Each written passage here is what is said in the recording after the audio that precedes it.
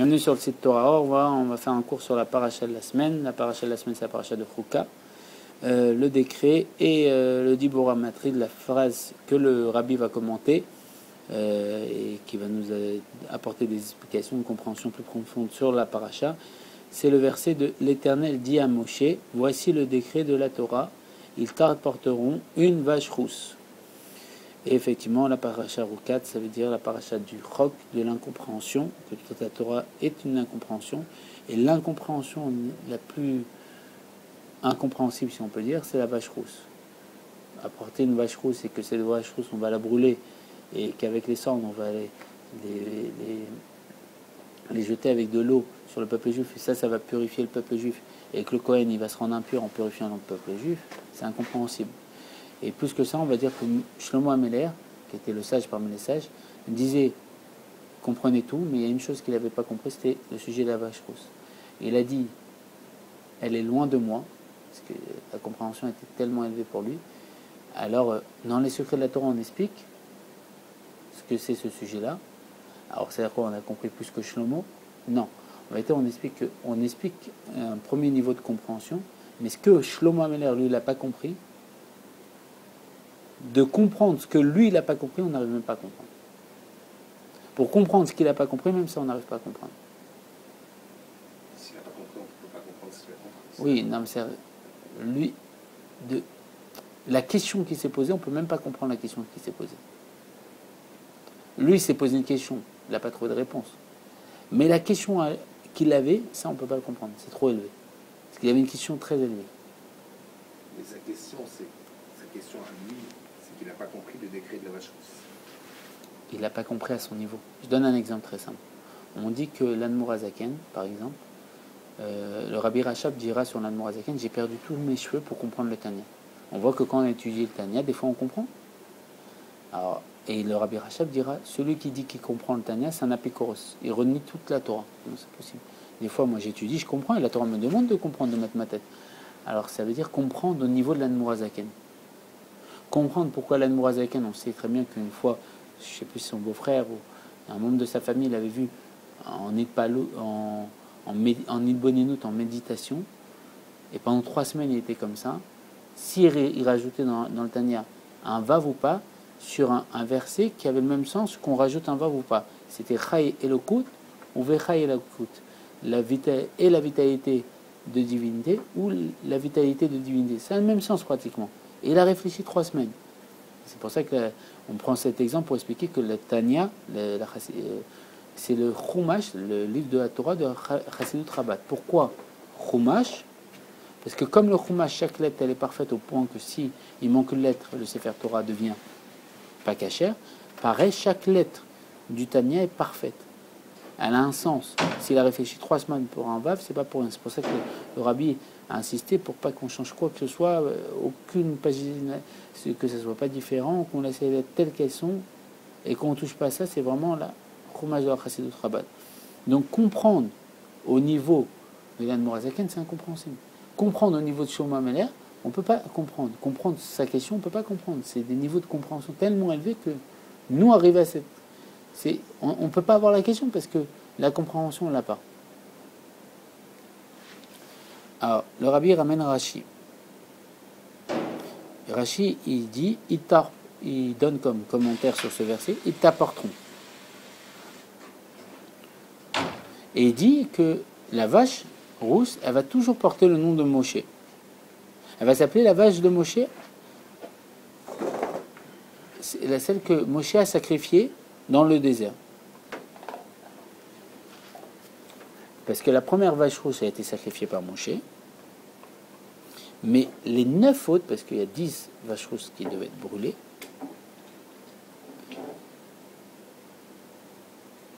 elles ont été aussi sacrifiées par Moshe dans le désert. Il y a eu 10 vaches rousses. La première. Et les 9 autres aussi, ils portent le nom d'être sacrifiés par Moshe. Alors on va essayer de comprendre ça.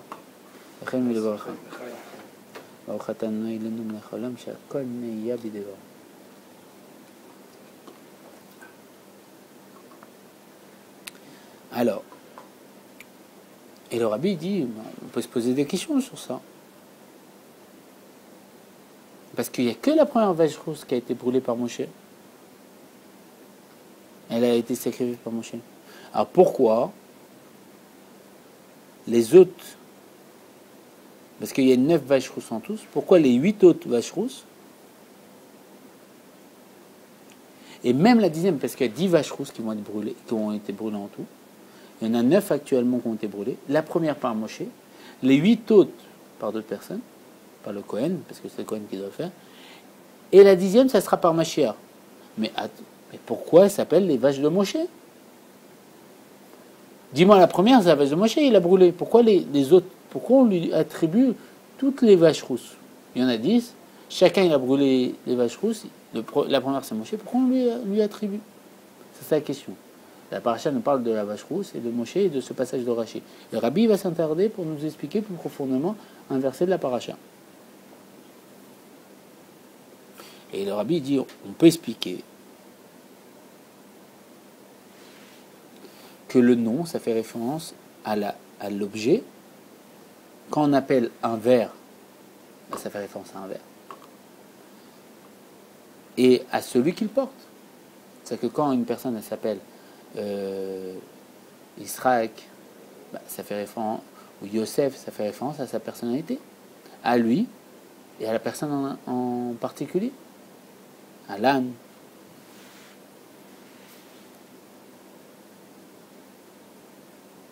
Donc apparemment, toutes les vaches rousses, elles portent le nom de Moshe. Donc c'est-à-dire que la signification de la vache rousse a un rapport avec le nom de Moshe. Parce que si on attribue aux vaches rousses comme référence le nom de Moshe, comme quand un verre, on dit qu'il s'appelle un verre, ça explique la dimension du verre, ou une personne a tel nom, ça explique sa personnalité. Comme on sait que dans la Gemara, il y a marqué que dans le nom de la personne, il y a le caractère de la personne. Combien plus le fait qu'on dit que les vaches rouges, on fait référence que c'est les vaches de Moshe, Moshe donne une explication, une indication sur la vache rousse. Il y a un rapport entre les deux. Ce que le rabbi nous explique. Ok, maintenant on va avancer. Et il dit, on peut se poser encore plus une question, le rabbi. Alors pourquoi tous les vaches rousses portent le nom de Moshe? Alors que c'est pas Moshe qui les sacrifie, c'est les Kohanim. Vous savez, c'est le Kohen qui doit faire, qui doit la Moshe, c'était quoi son prénom? Lévi. On parle toujours, on dit Moshe, on dit sur Abraham, on parle de tout le monde, on ne sait pas quoi leur nom. J'ai jamais entendu leur nom, c'est la tribu. Moshe, c'est la tribu de Lévi. Maintenant, Abraham, c'est une bonne question. C'est un descendant de Terah dans son nom de famille. Je ne sais pas si à l'époque il y avait des noms de famille. Il y avait Non, mais c'est ça, c'est. Que des prénoms. Alors, on les met dans quel groupe? Abraham, c'est avant les tribus. Donc, il y avait pas ça s'appelle les Havot, les patriarches. Et tu vois, on ne dit jamais le nom de la personne en raison. On ne l'avait jamais par son nom de famille. Pinchas Cohen, des fois on dit. J'ai jamais entendu, non? Moi, ce que j'entends, j'entends toujours. Et on dit Yeshua ben Nun. Yitzhak, Yaakov, on entend tous les. Fils de Nun. Fils de Nun. On disait fils de. Ouais, fils de un tel, voilà, exactement. Avant. Ben Aminadab. Voilà, on disait le nom du père à chaque fois. C'était pas le nom de famille, c'était. Ouais. Ah bah oui, on dit aussi toujours, c'est toujours actuel chez le peuple juif. C'est vrai que le nom de famille, c'est pas l'écart, c'est le fils de. Pour être reconnu là-haut, parce que quand on monte au Sefer Torah, on se présente devant Dieu, et pour se présenter, il faut dire de quel fils on descend, de quel père on descend. Donc on dit toujours ce système-là. Donc Moshe ben Abraham, son père c'était Abraham. C'est pour ça qu'on ne stipulait pas sa tribu. Et la première vache rousse a été sacrifiée par Éléazar. Éléazar, c'était le fils, c'était le neveu de Moshe, le fils de Aaron, son frère.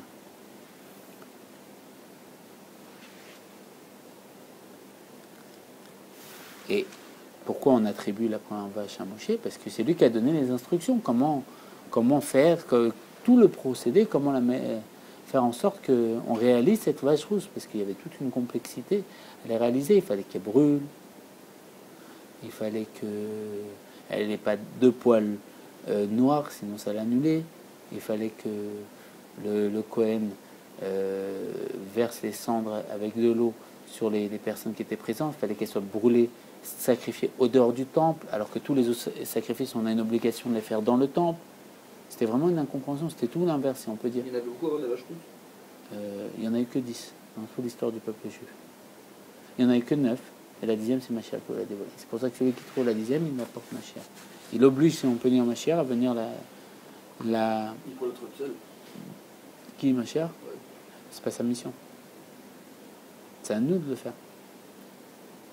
C'est pas à nous personnellement. Quelqu'un qui a envie et le sentiment de vouloir le faire, il va le réaliser, peut-être il va y arriver. Il y a marqué, celui qui cherche, qui dit qu'il a cherché et qu'il n'a pas trouvé, ne le croit pas. C'est sûr que Dieu peut. Il donne des coups de pouce au quotidien. Il donne tout le temps des coups de pouce. Dieu, mais Dieu, c'est Mashiach, c'est qui? Dieu, c'est toi, c'est moi, c'est tout le monde. C'est Mashiach ou pas? Dieu, si tu dis c'est Mashiach, c'est le limiter. Il y a quelque chose d'autre à part Dieu. Il y a marqué, il n'y a rien d'autre à part Dieu. Donc s'il n'y a rien d'autre à part Dieu, tout est Dieu. Comment on appelle Dieu? On l'appelle par le terme de Hachem. Hachem, traduction littérale en hébreu, le nom. Tout ce qu'on voit sur terre porte un nom. Donc tout ce qui a un nom fait référence à Dieu. Mashiach, c'est écrit nulle part dans la Torah, par contre. Mashiach, c'est écrit nulle part dans la Torah. Ce qui a marqué le terme de Mashiach, c'est le fait de mettre de l'huile. Mashiach, traduction littérale. Il n'y a pas de son, Mais de l'huile. Ce moment-là, il n'existe pas. Hein? Mashiach, c'est écrit? C'est dans Bereshit, c'est une allusion au Mashiach. Oui. Verouar. Elohim, merachefet al pnei hamayim. Et ça, je nous explique qu'effectivement, dans le passage Verouar, l'esprit Elohim de Dieu plané au-dessus des cieux fait référence à Mashiach, à la Géoula. Dès le début. Dès le début. Mais c'est les sages qui interprètent. Mais en lecture simple de ce mot, il n'y a pas, excepté le fait que quand on met de l'huile sur une personne, ça s'appelle le terme mettre de l'huile, Mashiach. Donc ce terme-là est apparenté dans la Torah. Et l'huile, on sait très bien que c'est la chassidoute. Et le visage panim, ça rapprochait de minutes notre profondeur. Quand on prend de l'huile, donc on prend un cours de chassidoute, petit à petit on dévoile la partie de Mashiach qui est en nous dans notre profondeur. On se prépare à la venue de Mashiach et à être un réceptacle pour pouvoir voir Mashiach. Et donc le rabbi insiste sur la question. Quel est le rapport entre le nom de Moshe et les 9 vaches rouges qui seront sacrifiées après lui et qui portent ce nom? Pourquoi on lui garde, on qualifie son nom? On fait le petit résumé, on a fait le premier chapitre. Les 10 vaches rouges portent le nom de Moshe. Et elles ont donc un contenu profond qui lui est directement lié. Parce que comme on explique dans le nom, il y a le caractère de la personne. Donc si elles portent le nom de Moshe, c'est qu'elles ont une caractéristique, un lien avec Moshe. Et le rabbi va essayer de nous faire comprendre c'est quoi ce lien. Chose qu'on ne peut pas avoir en comprenant, en réfléchissant tout seul avec notre façon de voir. À part si Hachem nous vient en aide. Et le rabbi, mais le rabbi, il est toujours sûr de tout ce qu'il dit. Mais le rabbi, c'est l'expression de Dieu sur terre. Parce qu'il est toujours sûr de tout ce qu'il dit. C'est comme Moshe, il y a marqué que Dieu. Dieu. Il n'a jamais fait de bêtises, il n'a jamais rien fait de. Le rabbi dit comme ça. Le rabbi, il dit pourquoi il y a besoin d'un rabbi. C'est quoi un rabbi? Pose la question, c'est quoi un rabbi? C'est intéressant de voir cette question est très importante. C'est quoi un rabbi? C'est vrai, on peut se poser la question, c'est quoi un rabbi? Alors le rabbi dit que nous on a une mise, une ordonnance de Dieu, une obligation de Dieu, si on peut dire, de ressembler à Dieu. Le rabbi nous explique qu'on ne sait pas très bien c'est quoi Dieu. Comment on peut savoir c'est quoi Dieu? Alors Dieu il a mis en place, il a fait un système qui s'appelle le rabbi. C'est un être qui dévoile ce que c'est Dieu. À travers lui, Dieu s'exprime. Alors je suis peut-être plus important que le rabbi dans ce cas-là, si je suis une partie de Dieu. T'as pas compris ce que j'ai dit? T'as compris quoi? C'est vrai qu'en fait, tu me dis, en fait, il explique en fait pourquoi en fait, on l'appelle le rabbi en fait. En fait, il a donné ce nom-là pour dire en fait pour dire que c'est un être de Dieu. T'as pas compris. Le rabbi pose une question. La question est très simple. C'est quoi un rabbi? Pourquoi il y a besoin d'un rabbi? Il dit que Dieu il a demandé qu'on lui ressemble. Il a fait l'homme à son image, c'est marqué dans la Torah. On a une mitzvah, une ordonnance de Dieu, de ressembler à Dieu. Il dit, mais on ne sait pas c'est qui Dieu. C'est pas ça. Tu me demandes de ressembler à quelqu'un Dieu, qui répare des voitures. Je peux comprendre. Je vais aller l'observer, je vais voir comment il répare, je vais lui ressembler, je vais apprendre à réparer et tout. Tu me demandes de ressembler à quelqu'un qui pilote des avions. Je vais apprendre, je vais lui ressembler. Tu me demandes de ressembler à Dieu, mais c'est qui Dieu? Il est où Dieu? On ne voit pas. Il n'a pas de forme. Comment je peux... Visuellement, il n'a rien. Alors comment... Tu comprends la question? Comment je peux lui ressembler? Dieu me demande de lui ressembler, je veux bien, mais je ne sais pas comment lui ressembler. Alors Dieu, il a mis en place un système, un être qu'à travers lui, il se dévoile. Et comme il se dévoile, par rapport à son comportement et son agissement, on sait comment ressembler à Dieu. Quand on regarde le rabbi et le Moshe de chaque génération, on sait comment se comporter parce qu'il dévoile l'expression de Dieu. Mais pourquoi on dit, pourquoi ils disent en fait on est une partie de Dieu? Il y en a qui disent, j'ai entendu des gens qui disent, que si Dieu y parlait, l'âme elle sera en train de monter. Dans les 10 commandements, quand Dieu s'est dévoilé à nous, il a dit les 2 premiers commandements. À chaque fois qu'il commençait, l'âme elle partait et elle revenait. Oui. Il aurait pu les maintenir. Mais il a fait ce système pour que nous, on demande... Dieu, moi, quand je devrais parler, mon âme devrait monter. Non, c'est bon. Voilà, c'était Dieu lui-même qui s'était dévoilé. C'est pas... Alors, il a mis c'est ce qui nous manque, en fait, c'est qu'il se dévoile. Alors, il a mis en place, c'est ce qu'on a demandé. On a dit à Moshe, on ne peut pas parler avec Dieu, c'est trop élevé pour nous. Toi, tu seras notre intermédiaire. Et depuis Moshe, il nous expliquait la parole de Dieu. Il parlait avec Dieu. On avait une question, on voit ça dans toute la Torah. On a une question, on parle avec Moshe, on lui pose la question, il dit attendez, je vais voir ce que Dieu dit. Il parle avec Dieu et il nous donne la réponse. Et il y a même une fois où Rashi s'étonne, parce qu'on lui demande la pluie à Moshe, et Moshe répond, il dit priez, vous aurez la pluie. Et Rashi pose la question, le plus grand commentateur, il dit mais attends, il ne demande pas à Dieu, tout le temps il demande à Dieu, là il ne demande pas à Dieu, pour qui il se prend? Si on peut dire. Il faut qu'il demande à Dieu, c'est quoi ça? Alors il dit Rachid, non, en vérité c'est Bétor Grono. À travers sa bouche, Dieu il parle. On raconte une histoire sur le Magui de Mezrich. Une fois il a mis sa main derrière lui, il est resté bloqué, figé pendant 1 heure et quelques. Après il a remis sa main devant, il a dit pourquoi vous êtes resté figé comme ça? Il dit à ce moment-là, pendant ce temps-là, j'ai pas eu d'information de Dieu comment me comporter. Donc je suis resté comme ça. On dit sur ces sages-là, ces tzadikim-là, le Moshe Rabbeinu et les Avot, que c'est des marques Avot, des chars pour Dieu. Ils n'ont pas de volonté propre. Comme une voiture, elle ne peut pas démarrer toute seule, sans clé, sans une personne qui la conduit. Pareil, eux, ils ne peuvent pas avoir de direction, d'expression, de volonté, excepté la volonté d'exprimer Dieu. Tout ce qu'ils font, c'est Dieu qui le fait. C'est comme une marionnette dans les mains de Dieu. Et quand on les voit, en fonction de leur comportement, on sait comment se comporter.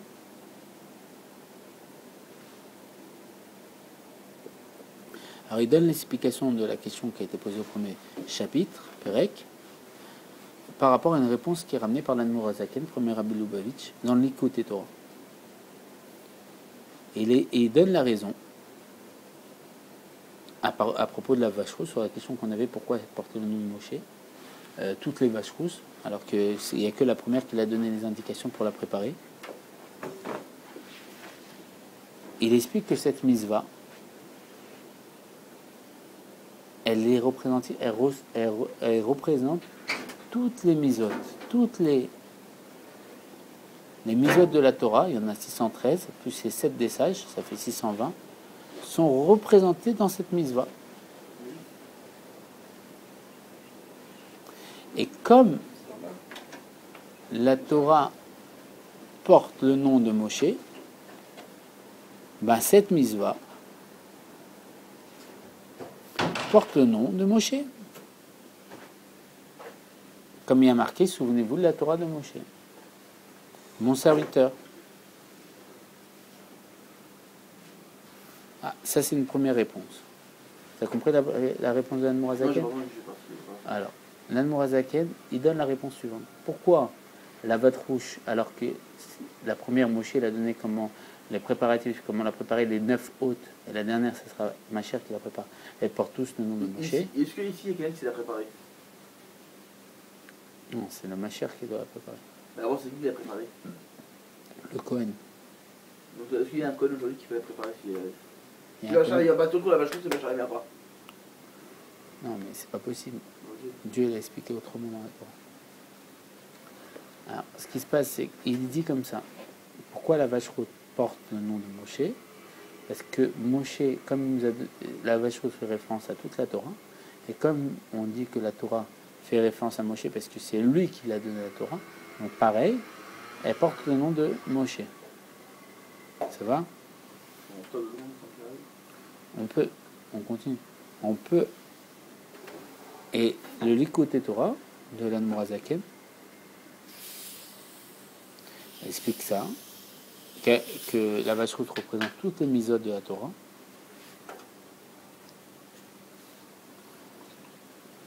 Comme on explique sur la vache rouge, on dit 7 mitzvahs. Et donc ça veut bien dire que ça décrit toute la Torah, parce qu'il ne dit pas une mitzvah spécifique, mais celle-ci. Parce que tout le but de la mitzvah, c'est en vérité l'élévation et la réintégration de la matière auprès de la spiritualité, l'élévation de la matière. Et ça, on retrouve totalement dans la vache rousse. Parce que la vache rousse est brûlée, et le sujet d'être brûlé, c'est effacer le matériel pour qu'il revienne dans sa dimension plus élevée que le spirituel. Lui donner une élévation.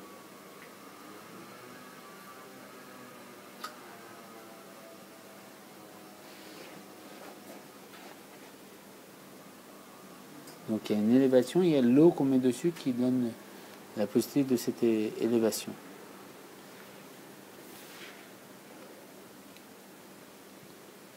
Et de là, on peut comprendre que l'ensemble de la Torah et des mitzvot est lié à Moshe.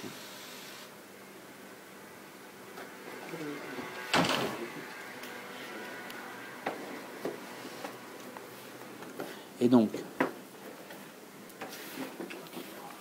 l'Admor HaZaken est expliqué comme ça.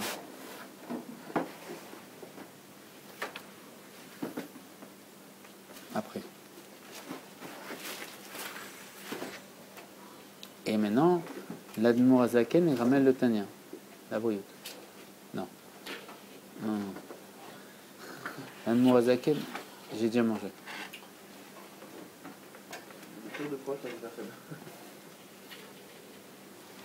L'Admor HaZaken m'explique comme ça. Dans le Tanya, c'est marqué que Moshe, il a demandé à la génération du peuple juif qui est rentré en terre d'Israël de lire le Shema Israël 2 fois par jour. C'est sûrement Parashat Devarim. On doit voir Shema Israël avant de dormir? Bien sûr, c'est ça. C'est ce qu'il dit. Shema quand tu te lèves et Shema quand tu dors. On fait que Shema le matin. Du soir avant de dormir. C'est Moshe qui l'a demandé. Excusez-moi, j'oublie le principe. En fait, je sais pas que le mange dort. Ouais, tu le fais le soir quand tu rentres. Moi, je le fais, il me faudrait genre. Il y en a qui disent Quand la nuit c'est est- avant de dormir, il y en a qui disent c'est avant de dormir. Quand la nuit est tombée, quand il y a 3 étoiles dans le ciel, c'est-à-dire à la sortie de Shabbat, tu fais le Shema Israël.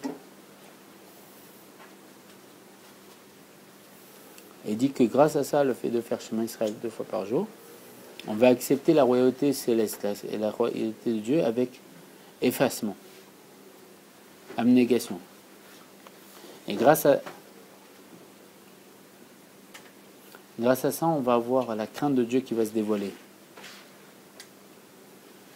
Tout le monde a la crainte de Dieu. On a la crainte. Et En fait, on a la crainte du Père. Genre, tout le monde a la crainte de son Père.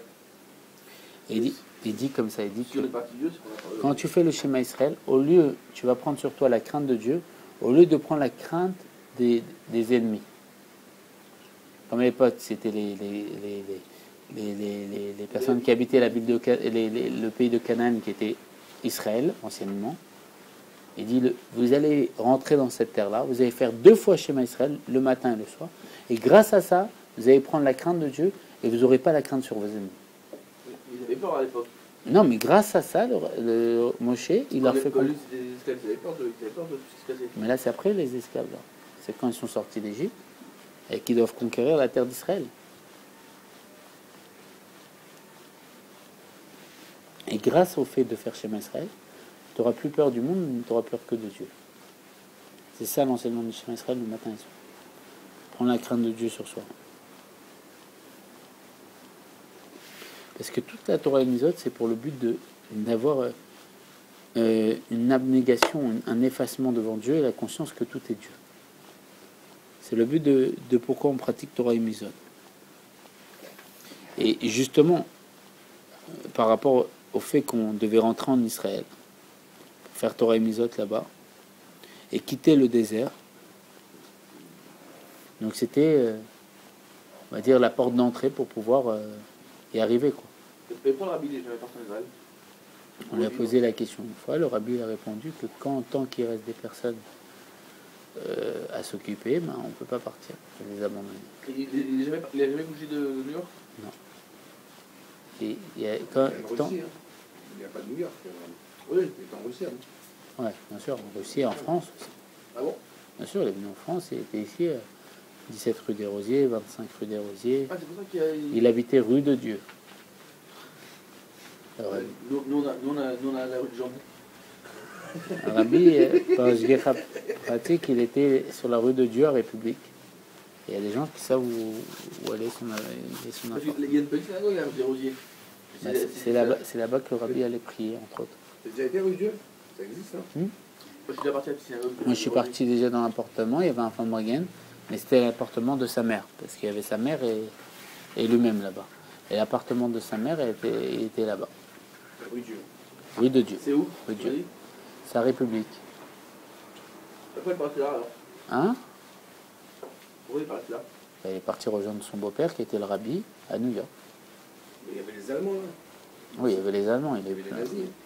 Le rabbi, il a fait des choses extraordinaires ici. Le rabbi, il a étudié à la Sorbonne. Non? Il a décroché plusieurs doctorats. Je ne sais pas si c'est 4. Il a appris la langue. Donc il parlait français, c'est-à-dire qu'on pouvait parler français avec lui? Bien sûr, mais les Français, ils leur parlent en français. Tu sais que j'ai toujours voulu y aller, mais j'ai jamais eu l'opportunité. Bah là, le rabbi, il a dit, ceux qui veulent s'attacher à moi, il faut étudier mes écrits. Quand tu étudies les écrits, tu parles avec l'essence du rabbi. Le rabbi, il a dit, ceux qui sont venus me voir, il y en a qui m'ont vu, ils m'ont pas vu. Il y en a qui sont venus me voir, mais ils m'ont pas vu. Et il y en a qui sont pas venus me voir, ils m'ont vu. En fait, comment on voit le rabbi? C'est en Il y étudiant avait une histoire, ce qu'il on m'a dit. raconté. Il y a quelqu'un qui avait la photo du rabbi chez lui, il a jeté une chaussure. Ouais. Quand il l'a vu, il lui a dit qu'il faut jeter une chaussure. La chaussure, elle m'a fait mal. C'est incroyable. C'est l'expression. Juste en ayant une photo de lui, en fait, il nous voyait. Le rabbi le dit lui-même. Il dit que quand on regarde une photo de lui, il nous regarde à ce moment-là où on le regarde. Aujourd'hui, il nous regarde encore. Il dit que quand on pense à lui, c'est pas nous qui pensons à lui, c'est lui qui pense à nous. Pourquoi on pense à lui? C'est parce que lui, il a pensé à nous. Aujourd'hui, il n'est plus là physiquement. Parce qu'il nous voit encore avec son tableau ou avec ses... Il nous voit encore plus. Parce que lui, il n'est plus dans le Olam HaSheker, le monde du mensonge. Il est dans le Olam HaVérité, le Olam HaEmet. Tous les... C'est des rabbins, pour moi, c'est des rabbins. Non, c'est pareil, rabbi, rabbin, non? Non, il y a une différence. Rabbi, c'est le diminutif de Rosh Ben Israël, la tête du peuple juif. C'est-à-dire que tous les rabbis tuants... On n'a pas beaucoup de rabbis. Bassalé. Bassalé, c'était un rabbi, c'était un bien. C'est-à-dire que lui aussi nous voit? S'il doit être un tableau, il a la wifi. Il a la wifi spirituelle. Il a la wifi depuis combien d'années? Il est au top déjà. Il a la wifi spirituelle. C'est grave quand même. Mais il y a plein de... Et mais il dit comme ça. Il dit qu'on peut penser que c'est précisément Moshe lui-même qui a demandé à la génération du peuple juif de rentrer en terre d'Israël. Vu qu'il leur a expliqué comment faire pour ne pas avoir peur sur leurs ennemis, c'est de prendre la crainte de Dieu sur eux, et le système de l'apprendre, c'est de faire 2 fois Shema Israël, le matin et le soir.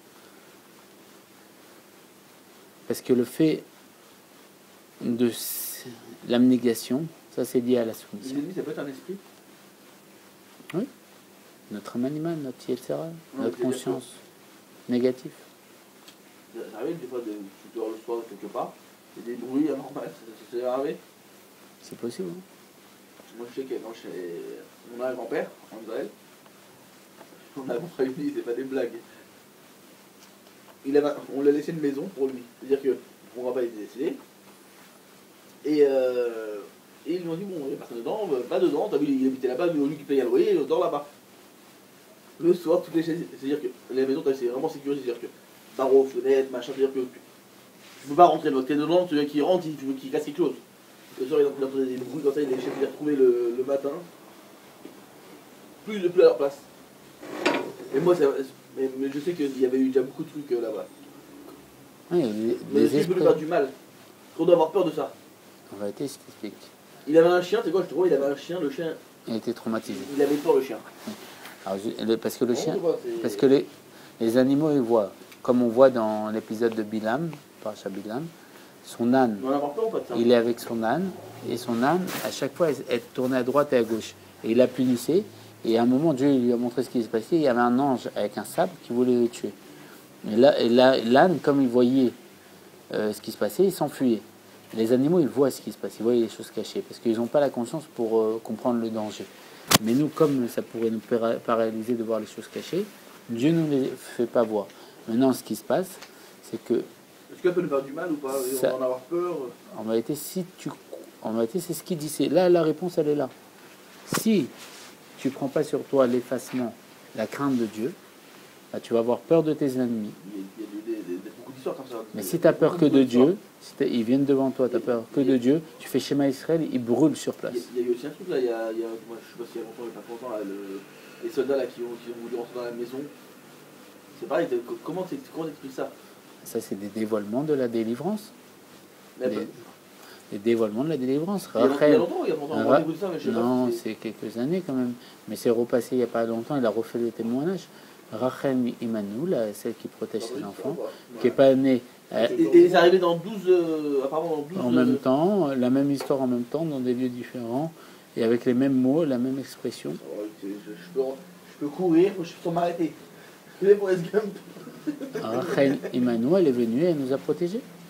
Et c'est marqué qu'elle est justement pourquoi elle a été enterrée par la Marpella. Mais pourquoi ils ne sortent pas tout ça directement? Au lieu de nous montrer, de nous faire des messages, des machins, en fait, c'est un peu les mots croisés. T'as vu, tu cherches pour avoir la vérité du mot. Parce que s'ils se dévoilent d'un coup, t'existes plus. Donc ils préparent une mesure de dévoilement pour pas que tu sois effacé. Je te donne un exemple très simple.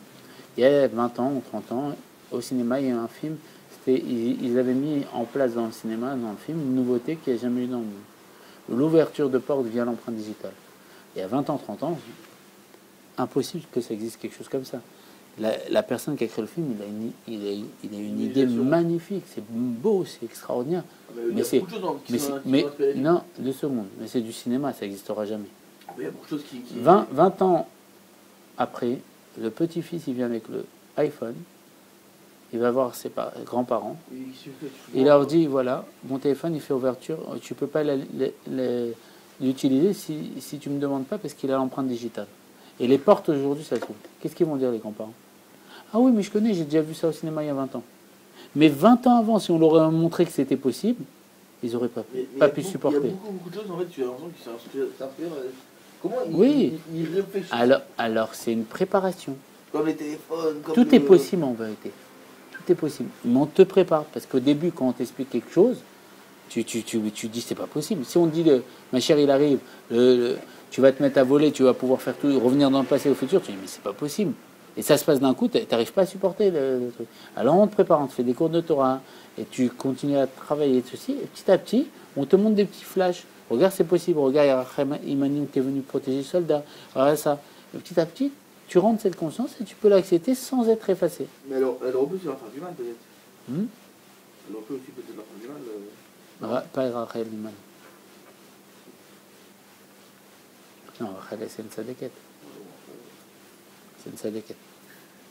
C'est vrai qu'il y a des trucs des fois étranges qu'on explique. Alors, juste, on va finir le Mahamar avec les résumés parce que là, c'est bientôt fini.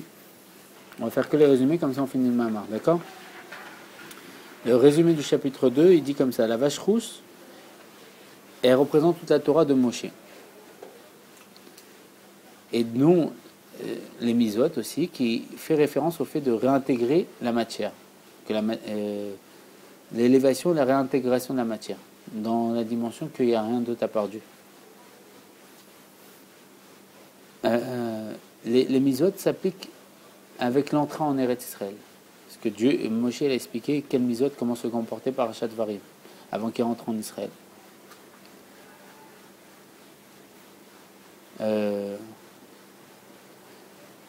Et Moshe, dont la soumission était totale, il a pu expliquer et engendrer, expliquer aux enfants d'Israël comment être effacé devant Dieu, l'abnégation totale. Grâce à la lecture du schéma Israël le matin et le soir, qui permet de prendre la crainte de Dieu sur nous et plus avoir la crainte des ennemis. Et c'est pareil pour l'équivalent de Moshe dans chaque génération, et dans cette génération c'est le Rabbi. Et là le Rabbi fait par référence à lui, par humilité, il fait référence à son beau-père, le Rabbi Rayaz. Et il explique la relation entre Moshe et la vache rousse. Eux, ils ont la possibilité, pourquoi ils sont appelés sous le même nom, de mettre en éveil la soumission à Dieu. Grâce à la pratique de Torah et Mitzvot. Pourquoi la vache rousse fait référence, on qualifie la vache rousse avec le nom de Moshe, parce que comme on la brûle, on l'efface pour Dieu pour la faire réintégrer la dimension de proche de Dieu qui est fait d'effacement devant la royauté divine, de l'expression de Dieu.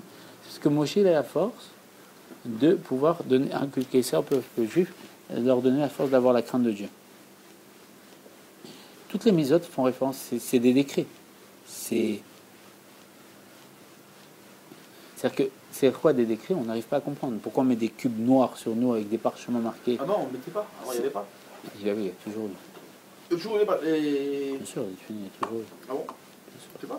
Ah ouais, depuis qu'on a la Torah à mettre à réaliser et que Moshe nous a donné les ordonnances, il y avait toutes les choses. C'est après, c'est avec la Torah orale, ils ont expliqué toute la Torah écrite. Ouais, toute la faute. Rachel l'explique. Il dit c'est des décrets. Toute la Torah, c'est un croc qu'on n'arrive pas à comprendre. Pourquoi? Oui, bien sûr. C'est la question que Korah il a posée. Il y a des choses qui avaient... Tout. Les tzitzit et les filines et la mezuzah, c'est dans la Torah. Bien sûr. Le commandement de Dieu. Alors, pourquoi toute la Torah c'est des croquis, des incompréhensions? Parce que toute la Torah c'est incompréhensible. Pourquoi je vais me tremper dans un mikvé qui me paraît un peu sale par rapport à une douche et que ça va me rendre pur et la douche elle me rend pas pur? Je pourrais croire que c'est. Je ne crois pas. Bon. Je peux pas être dans un mikvé. Ça enlève toute la race, toutes les fautes. Mais je peux pas. Tout le malade qu'on porte en nous, on le laisse dans l'eau. C'est un endroit, t'as vu, que je suis jamais rentré.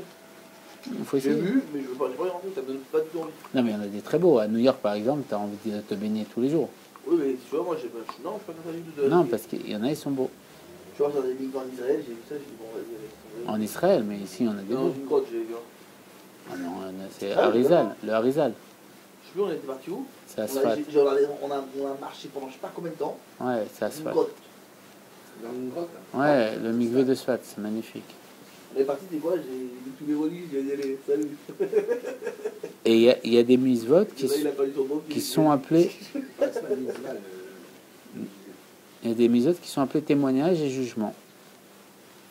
Parce que eux, ils ont une perception perceptive. C'est-à-dire qu'il y a des chokim, des choses qu'on fait, il y a des décrets dans la Torah qu'on fait que c'est incompréhensible. Et il y a des mitzvot qui sont compréhensibles. Ne pas tuer, ne pas voler, c'est compréhensible. Mais brûler une vache rousse et que ça va me purifier, c'est incompréhensible. Il y a deux dimensions dans la Torah, c'est mishpatim et chokim. Les décrets.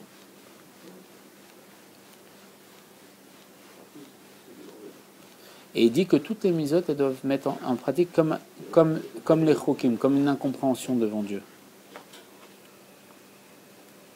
Parce que c'est la volonté de Dieu.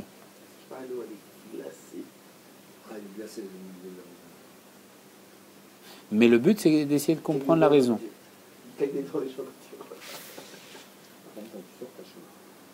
Mais par contre, c'est l'aspect du décret qui est dominant. C'est Naasé Venishma, c'est la dimension Naasé, je ferai, après je comprends. Naasé, c'est le décret, ça je comprends pas. Et Nishma, Mishpatim, après je vais essayer de comprendre. Parce que grâce au fait de me soumettre à Dieu, la compréhension peut être illimitée. Sinon, je suis limité à ma compréhension à moi. Si je ne me soumets pas à Dieu. Parce que si je dis je veux faire ce que je comprends, ben, je ferai rien, parce que toute la Torah est incompréhensible. Alors je dois faire, et après je dois comprendre à mon niveau. Il explique que l'Admorazaken, il fut libéré de prison, après avoir lu le psaume, Pada ne venafshi veshalom. Tu as libéré mon âme dans la paix.